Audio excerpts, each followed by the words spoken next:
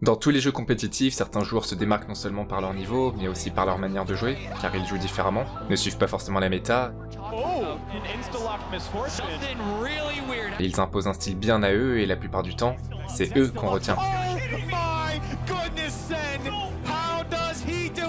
Ici, nous sommes sur Mirage, une map emblématique de Counter-Strike, et ce joueur, seul, avance vers le site pour désamorcer la bombe. En face, un joueur l'attend à cette fenêtre pour l'intercepter, mais notre défenseur, à ce moment-là, n'a qu'une balle, alors n'importe qui aurait rechargé son arme pour récupérer les 30 balles et maximiser ses chances dans le prochain duel. Mais lui, il va pas recharger.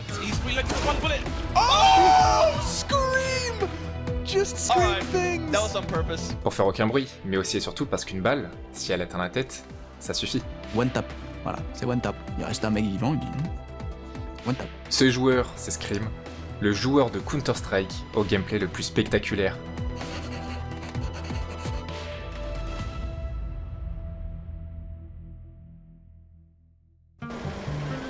Adil Scream Ben Rlitom est un joueur belge qui a découvert Counter-Strike en 2006, à seulement 12 ans. Il tombe amoureux du jeu et y consacre beaucoup d'heures, et il comprend très tôt un aspect essentiel des FPS. Since I was a kid, I remember I just wanted to headshot people, I don't know man, it was always what I loved to do. Dans Counter-Strike et quasiment tous les FPS, viser la tête est primordial, une balle dans la tête inflige bien plus de dégâts qu'une balle dans le corps, et avec certaines armes, un seul tir dans la tête suffit pour éliminer un adversaire.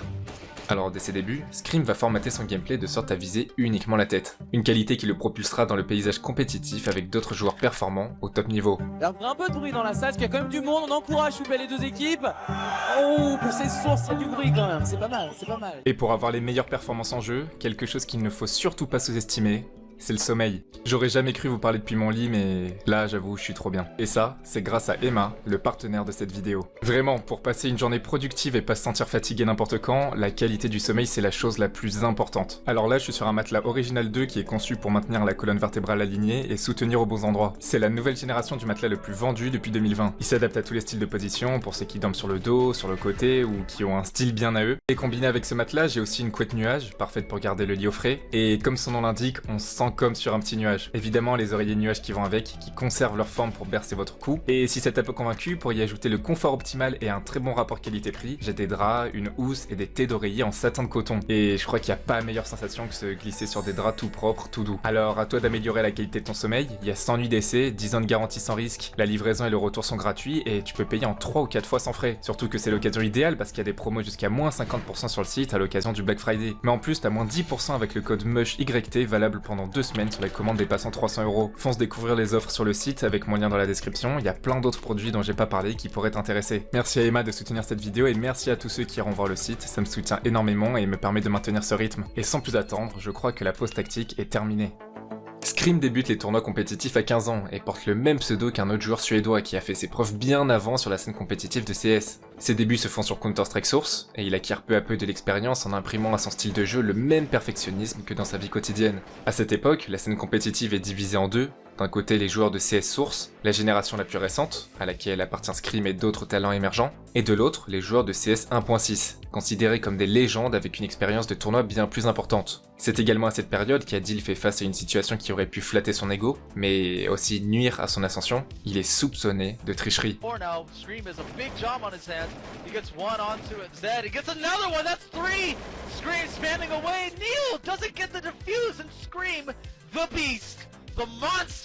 Son niveau de précision est si exceptionnel pour un joueur encore méconnu que, pour certains, il est évident qu'il triche. Pour vous donner une idée de l'impact que cela aurait pu avoir, sa toute première équipe, Redface, où il était le 6ème joueur, remplaçant un cas d'absence, finit par l'expulser simplement à cause de ses soupçons.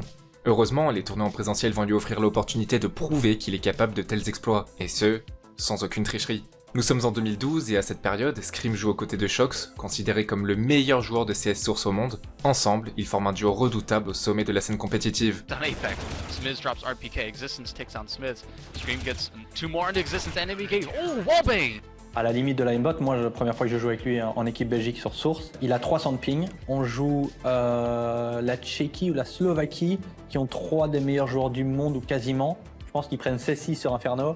Il termine à 28 kills avec 300 de ping et il a tiré 3 balles par mec, quoi. Enfin, moi vraiment, je pleurais de rire pendant le match, quoi. Personne n'avait jamais vu ça. La même année, un nouvel opus voit le jour dans la célèbre série, Counter-Strike Global Offensive, qui va enfin réunir les joueurs de CS Source et ceux de 1.6. créant un nouvel environnement compétitif où chaque joueur devra s'adapter pour maintenir sa place parmi l'élite. Très vite, Scream s'impose parmi les meilleurs en rejoignant Very Games, l'équipe française considérée à cette époque comme la seule équipe française au sommet. À côté se dressent d'autres équipes redoutables comme Ninjas in Pyjamas, NiP, avec des vétérans de CS 1.6 tels que Get Right ou Forest, qui démontrent par leur expérience qu'ils comptent parmi les meilleurs. Pour donner une idée de leur niveau, Ninjas in Pyjamas à cette époque est sur une série impressionnante de 87 maps consécutives gagnées en LAN, en tournoi. 87 cartes, sans jamais perdre. Et même si Very Games ne parviendra pas à briser cette série légendaire, ils s'imposeront comme l'un des rivaux les plus redoutables de NiP.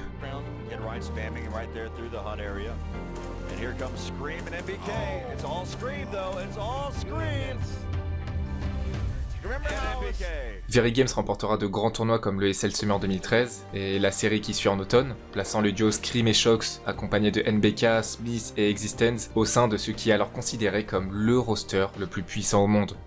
Mais il est temps maintenant de comprendre pourquoi Scream est un joueur complètement unique et ce qui rend sa visée si exceptionnelle. Sur Counter-Strike, t'as 100 points de vie, si tu tombes à 0, tu meurs. C'est aussi simple que ça. La façon de jouer sur Counter-Strike est déjà bien établie, il faut spray. Le spray c'est le fait de tirer plusieurs balles de ton chargeur, et pour éviter que la précision ne se perde à cause du recul, il faut baisser et ajuster ton viseur. Il y a carrément un pattern. Regardez, ça va réaliser cette forme, c'est la trajectoire des balles. Et ça, à tous les coups. Les meilleurs joueurs du jeu vont réussir à compenser ce recul en sachant exactement comment déplacer la souris pour que toutes les balles finissent par toucher un seul et même point. Ça, c'est le spray control. Scream, lui, il spray pas. Lui, il fait du tapping. Plutôt que de tirer plusieurs balles d'un coup, il va tirer balle par balle, en se focalisant uniquement sur son viseur et sur la tête de l'adversaire. Un gameplay très risqué car il exige une précision extrême. Si tu manques ta première, ta deuxième, ta troisième balle, l'adversaire aura le temps de vider son chargeur pour te tuer. Et plus l'ennemi est éloigné, plus la taille de la tête est petite. Et c'est là que Scream se démarque. Il excelle dans ce qu'on appelle les one-tap. L'art de tuer un adversaire en une seule balle. C'est un véritable monstre de précision, il bouge sa souris et son viseur de manière chirurgicale, presque mécanique, comme un robot, une machine.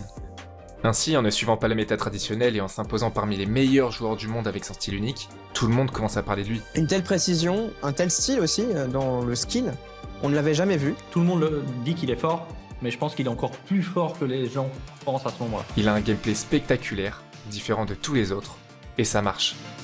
Alors, c'est pas inné, il y a une quantité énorme de travail derrière ses tirs, il arrête pas de s'entraîner pour atteindre un tel niveau de maîtrise. Ce qui fait l'identité de Scream, c'est le one tap. À l'époque, tu joues en one tap ou pas du tout où tu maîtrises le spray, où on tire dans les pieds et on prend la tête.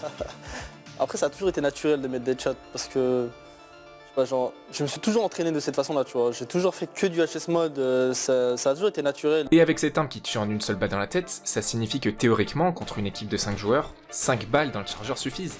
Dans cet extrait ici, il a un chargeur de 30 balles. Il va en utiliser 3 sur le premier joueur adverse, il lui en reste 27. Et là...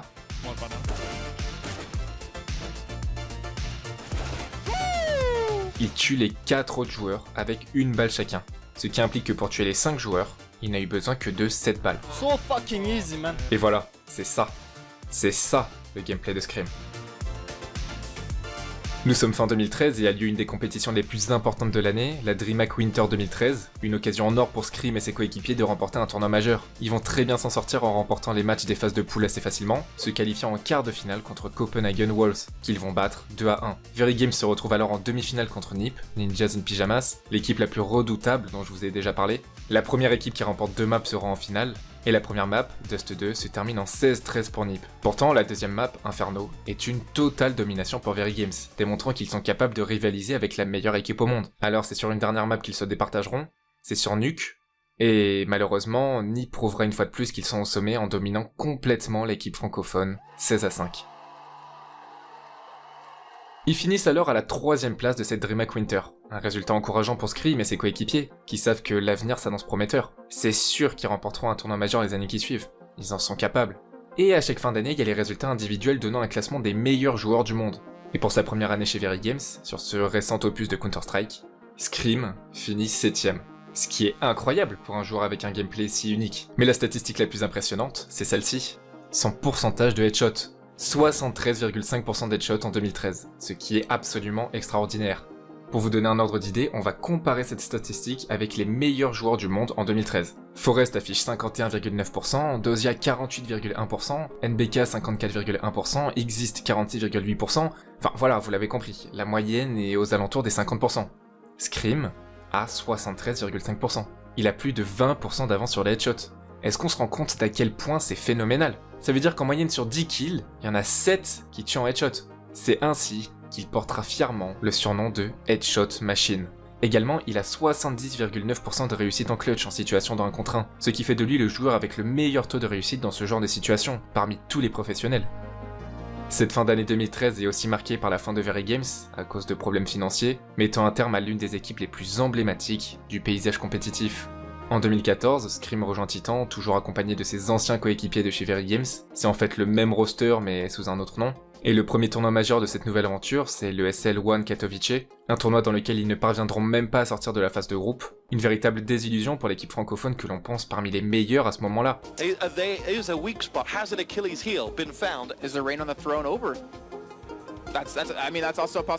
Ce revers va entraîner un changement dans l'équipe. Shox va se faire remplacer par Kenny S, un joueur absolument impressionnant et avec un gameplay au sniper exceptionnel, mais cela marquait la fin du duo entre Shox et Scream. Et la synergie que l'on retrouvait chez Very Games en 2013, cette étincelle, on l'a jamais réellement retrouvée à cette période pour Scream. Cela est renforcé par une défaite difficile en août 2014 à l'ESL1 Cologne, où encore une fois ils ne sortent même pas des phases de groupe. C'est une année particulièrement difficile pour Scream, mais aussi pour ses coéquipiers. Les périodes difficiles dans les jeux compétitifs, ça arrive à tout le monde, et c'est parfois nécessaire pour se remettre en question et mieux se relever ensuite. Sauf qu'à ce moment-là, c'est que le début en réalité pour Scream. Le début d'une véritable descente aux enfers. Nous sommes en septembre 2014 et Scream quitte Titan pour rejoindre l'équipe Epsilon, tandis que son ancien duo Shox rejoint Team LDLC. Alors à cette période, il y a 3 teams francophones dans le haut du panier, Titan, l'ancienne team de Scream, Team LDLC et Epsilon, considérée comme la plus faible des 3. Alors que les équipes se préparent pour le prochain Major, la DreamHack Winter 2014, un scandale éclate. SF, coéquipier de Scream chez Epsilon, et Kali, qui a récemment pris la place de Scream chez Titan, sont tous les deux bannis pour triche. Kali va ban? No. Seriously? What the fuck? He was playing with Titan. What the fuck? He took my fucking place. He's cheating. Fuck him. I'm done. I'm coming back. Ces 2 bannissements ont automatiquement suspendu les 2 équipes francophones, privant ainsi tous les membres de ces équipes de participer à ce tournoi majeur. Titan et Epsilon sont donc évincés de la compétition. We couldn't go to DreamHack because of him, so yeah, it was so fucking bad. C'est pourquoi on retrouve quelques similitudes avec l'histoire de Kenny S que je vous ai déjà raconté dans une autre vidéo, 2 prodiges de Counter-Strike qui ont été privés de leur chance, sabotés par un membre de leur propre équipe. Team LDLC, là où Shox se trouve mais aussi certains de ses anciens camarades de chez Very Games, est la seule équipe qui va représenter la France et la francophonie dans cette compétition au top niveau. Et ainsi, Scream devient spectateur, et il verra de l'extérieur la première victoire française dans un tournoi majeur. Shox et ses coéquipiers de Team LDLC remportent la DreamHack Winter, sans que Scream n'ait pu au moins tenter sa chance. Il n'est pas exagéré de dire que 2014 est la pire année de sa carrière. Mais c'est pas terminé. En début 2015, Epsilon ne pourra toujours pas participer aux prochaines compétitions, car l'équipe entière est accusée de trucage de match. Tous les joueurs, Scream inclus, sont suspendus le temps de clarifier la situation. Cette suspension marque en réalité la fin de l'équipe Epsilon, car tous les joueurs sont bannis, à l'exception de Scream qui est le seul qui ne sera finalement pas reconnu coupable. Cet enchaînement de suspensions a alors bloqué Scream, le privant non seulement de l'opportunité de décrocher un trophée, mais aussi des précieuses expériences qu'il aurait pu acquérir en affrontant les meilleures équipes du monde. C'est pas juste une pause, c'est un véritable coup dur pour sa carrière, et il va être extrêmement difficile de se relever après ça. Il n'a plus d'équipe, et le temps passe, avec un autre tournoi majeur qui a lieu, remporté par Fnatic. Alors que Scream était un des piliers en 2013 avec son aim impressionnante et son style de jeu exceptionnel, il n'est même plus mentionné dans les potentielles nouvelles recrues. Pendant ce temps, l'e-sport Counter-Strike évolue avec des changements de roster et de nouvelles équipes comme Envious, dans laquelle il va avoir ses anciens coéquipiers comme son ancien duo Shox, sans rien pouvoir faire. Et ces mois entiers passés à ne pas pouvoir participer au tournoi majeur soulèvent une question essentielle. Est-ce que le style de jeu de Scream est réellement celui qu'on souhaite dans une équipe? C'est quelqu'un qui est très fort dans le jeu, qui a des côtés idiots dans le jeu. La religion du headshot, l'obsession du viseur chez Scream, ça l'empêche d'être un joueur d'équipe. Ça l'empêche de voir aussi les grands plans, les grandes stratégies. Est-ce qu'il n'est pas préférable d'avoir un joueur régulier avec un style de jeu ancré dans la méta, plutôt que de miser sur ce joueur, à la précision certes hors du commun, mais qui peut s'avérer être un pari risqué? Et si c'était ça le problème? son style de jeu. Notre Headshot Machine va alors se retrouver sous le feu des critiques, ses anciens coéquipiers, d'autres joueurs, des analystes qui vont le juger et dire que Scream est un joueur qui veut juste faire le spectacle, il veut juste faire des headshots pour impressionner les spectateurs. Mais au final, est-ce que ça a un réel impact? Certains joueurs vont lui dire de manière injuste, un peu virulente même, et certains vont le faire de manière bienveillante en essayant de le convaincre d'adapter son style de jeu et de prendre en compte la méta, et que s'il n'est pas le numéro 1 dans le classement, c'est qu'il y a possiblement une raison. Hormis le fait que Scream ne se prête pas, il est aussi vu comme le joueur qui peut acheter une arme plutôt qu'économiser, mettant possiblement en péril l'économie car confiant du fait qu'il peut retourner un round. Alors quand depuis tout petit ta principale obsession c'est de te concentrer sur les headshots, que t'as conditionné ta manière de jouer sur ça, il est très difficile de changer et d'évoluer vers un autre style. Pourtant, après 2 années difficiles, entre suspension, remise en question, et de l'entraînement de son côté en stream, Scream va décider d'évoluer. I try to be a little bit more complete. I try to fix some of my stuff just to be a better teammate, a better player. Bien sûr, il va pas radicalement changer sa manière de jouer, il va pas abandonner son identité de Headshot Machine, mais disons qu'il va jouer juste plus intelligemment en fait. Oh my god, bro.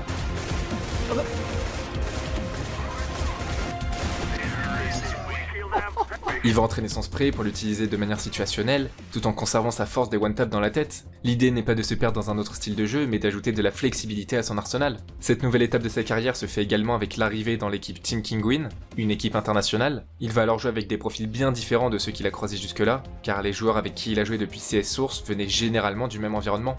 Alors rencontrer des joueurs suédois comme ceux de Ninjas in Pyjamas, ça va lui permettre d'apprendre davantage sur les manières de jouer. En fait, Scream va prendre en maturité aussi. Non seulement en tant que joueur, mais aussi en tant qu'individu.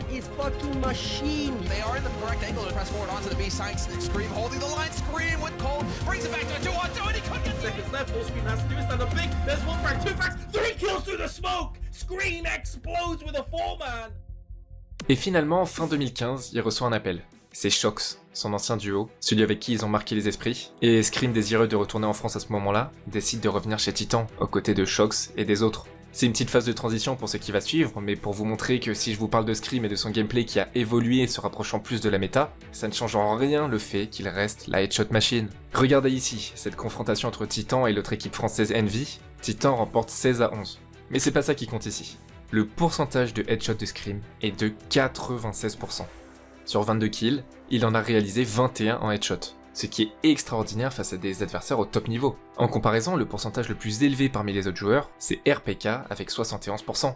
Donc voilà une petite période chez Titan, mais la période qui compte vraiment, c'est en 2016, lorsque le roster de Titan se fait signer par l'équipe G2 eSport. À ce moment-là, dans l'équipe, nous avons Scream, Shox, RPK, Smith et Body. I never really felt that thing many times. When I felt that with Shox, I feel like we were the best duo, not because we were the best players, but because we have also teammates working for us, you know? Like, it's not like me and Shox were just carrying our team, no. RPK surnommé le tank, appelé comme ça car c'est un joueur extrêmement solide et très fort sur ses positions, une véritable brute avec un style agressif, mais sa plus grande force c'est sa faculté incroyable à défendre les sites de bombes. Smith, il a déjà joué avec Scream chez Very Games et Titan, il a remporté ce fameux majeur avec Team LDLC quand Scream était suspendu en 2014, c'est un véritable pilier français de la scène Counter-Strike. Et enfin il y a Body, l'un des grands espoirs de la scène qui va découvrir la pression et les exigences du très haut niveau.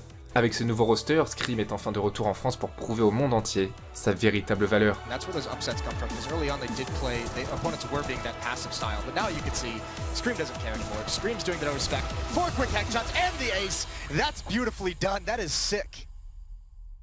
G2 va se retrouver en finale de l'ESL Pro League face à Luminosity Gaming. Ils ont battu des équipes extrêmement fortes pour se retrouver face à cette équipe brésilienne qui est au sommet du classement cette même année. Et d'ailleurs, G2 les a battus plus tôt dans la compétition.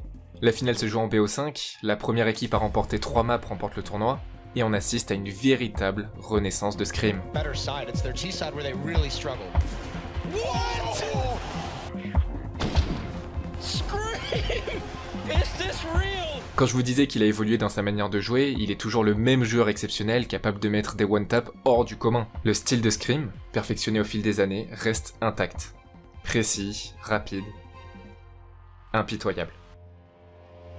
Malheureusement, G2 perd la toute dernière map, et Luminosity remporte l'ESL Pro League 3-2, une victoire amère, mais qui ne ternit pas le très bon parcours de G2, surtout qu'à peine un mois plus tard a lieu l'ECS, un tournoi avec un énorme cash prize de 765 000 $, dont 250 000 $ pour l'équipe victorieuse. Bien que ce tournoi ne soit pas considéré comme un major, comme la DreamHack par exemple, il s'agit d'un tournoi de la même envergure avec les mêmes équipes aussi fortes qui sont présentes.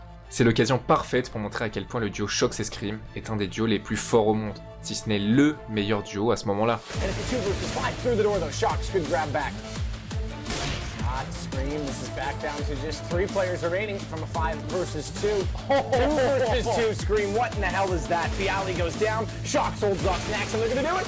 It's these two again. 5 versus 2. A wraparound from Mini, and they're coming in from Lobby as the leads to get 2 before going down. And now he's got a third.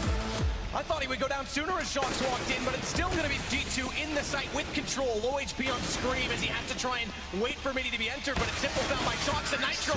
Covered off, G2 pick up the round. Highway, because they haven't given up middle quite a bit. What they don't aware of Shox is because no one's watching the front of the site. He's able to wrap around, take down from the alley as he gets inside of the smoke. Down by Scream though. Thankfully there's a smoke out. That's nearly a lineup. Good shot though by Scream.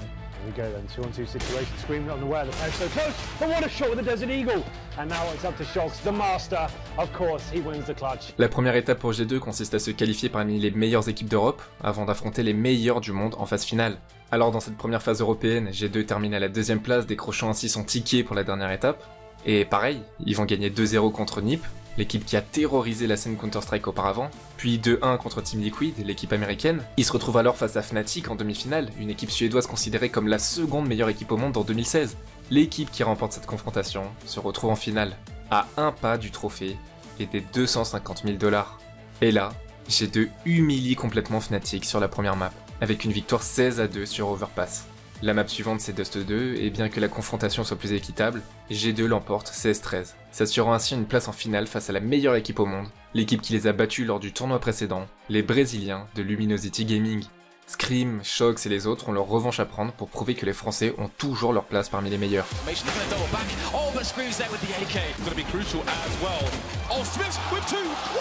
Surely, but this shot, oh my god, that is ridiculous. Plays left now for the D-side. Fallen the FNX trying to put in work, but they've got 14 seconds to plant the bomb here. 2 players left now, pre-fire coming in from Fallen, but it's not enough. FNX is 1 dig away. He needs to take down Scream, he's got 5 seconds to do it. The smoke fails, he's coming in for the spray. 2 seconds, he's going to get a kill here. The Glock is not enough. Scream wins. The can Scream hold the back. Looks like he's doing a good job so far. 2 more people to find, and there's nothing but headshots coming in. Go for the burst fire, not going to work out, so advantage for the CT. That's going to soon go though. Fallen alone now with 20 HP. Not much he can do. G2 remporte la première map 16-11 et la seconde map c'est Overpass, la map sur laquelle ils avaient totalement dominé face à Fnatic. Mais est-ce qu'il en sera de même face à Luminosity? He will close the distance if he has to. Look at that one bullet. He may get taken down from the back though. What is Shox can't do this? No! An easy round here, no invest will be a complete bloodbath as G2 to make life a little bit more complicated in hell with that Tech 9. And there's too much to do and too little to do with 16-5. G2 are your ECS Season 1 champions. Une finale qui se termine en 2-0 avec une totale domination de G2 autant en demi-finale qu'en grande finale. Une victoire sans appel qui marque un tournant dans la carrière de Scream, c'est le plus grand tournoi qu'il a remporté.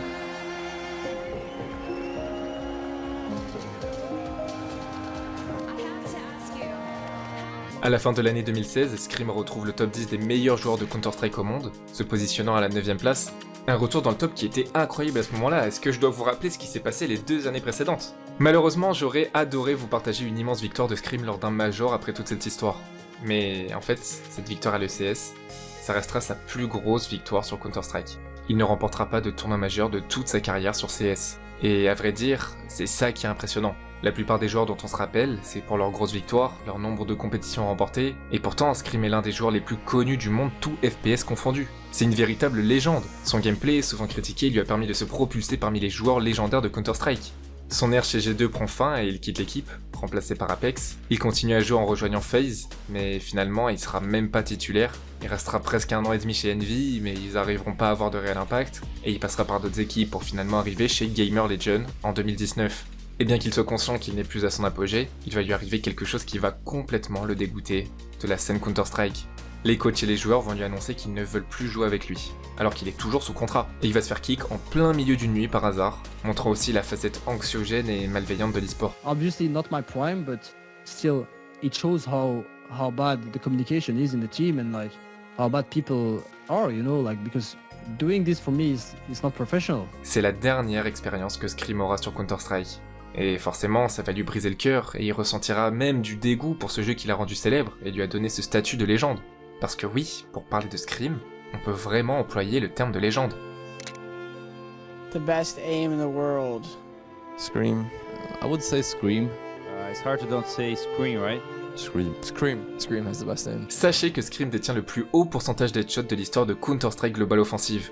Scream will forever be the best headshot machine of CSGO. 67%, it's not even close. What? Bro, that's crazy. And 500 maps, double the maps played. That is disgusting. People will forever talk about his one-taps. Et même si des prodiges débarquent et s'approchent de ses résultats le surpassant parfois, il est difficile de le comparer à ses nouveaux talents car Scream a accumulé bien plus de matchs à son actif. De plus, Global Offensive a cédé la place au récent CS2 et on peut donc affirmer que c'est la fin d'une époque. C'est alors qu'à l'été 2020, Scream annonce qu'il se retire définitivement du jeu Counter-Strike, annonçant que le jeu lui a beaucoup apporté, mais qu'il aurait espéré que les choses se passent différemment. Un chapitre se ferme, mais son héritage dans l'histoire du jeu et dans le cœur des fans reste intact. Scream ne va même pas tenter sa chance sur CS2 au niveau professionnel, et il va se tourner vers un autre jeu. Fort de l'expérience qu'il a acquise au cours de toutes ces années et de sa faculté à viser avec une précision chirurgicale, il part avec un avantage considérable.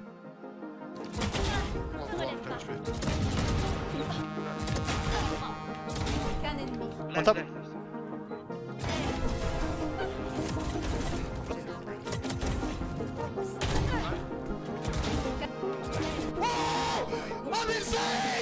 Il va alors rejoindre une équipe professionnelle sur le jeu de Riot Games, Team Liquid, une équipe dans laquelle il va remporter des tournois très importants comme les VCTI EMEA, faisant de Team Liquid la meilleure équipe d'Europe à 2 reprises, avec Scream.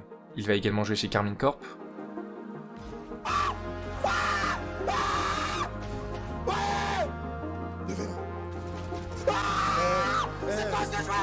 Mais l'équipe ne parviendra pas à briller comme il l'espérait, et aujourd'hui Scream se concentre sur les streams, à un niveau toujours impressionnant. C'est sûrement un des joueurs les plus satisfaisants, fascinants à regarder.